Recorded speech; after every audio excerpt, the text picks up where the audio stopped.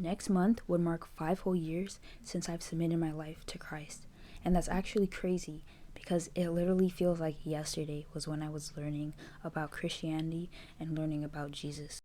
I remember in the beginning of my walk, when my friends, they weren't used to me talking about God and stuff like that. And I read John 15:18, which says, "If the world hates you, you know that it hated me before it hated you." That verse actually gave me a lot of comfort, just knowing that I'm not alone in this. Jesus experienced the same thing. So if you're considering giving your life to Christ, the advice that I would give you is to pursue God wholeheartedly. Don't worry about other people. Like, God is the most important person in our life. I would also say that it's okay to lose friends. Sometimes people are just in our lives for seasons, and we have to accept that. The book of Job says, "Naked came I from my mother's womb, naked I will return. The Lord gives and the Lord takes away. Blessed be the name of the Lord."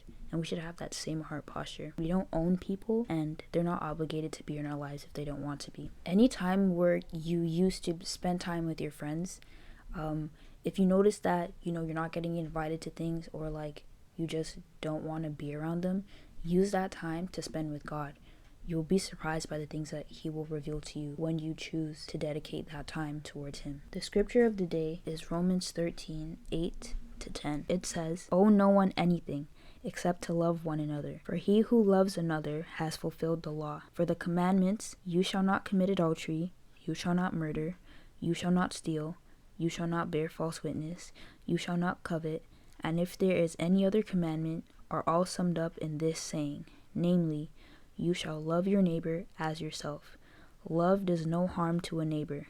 Therefore, love is the fulfillment of the law."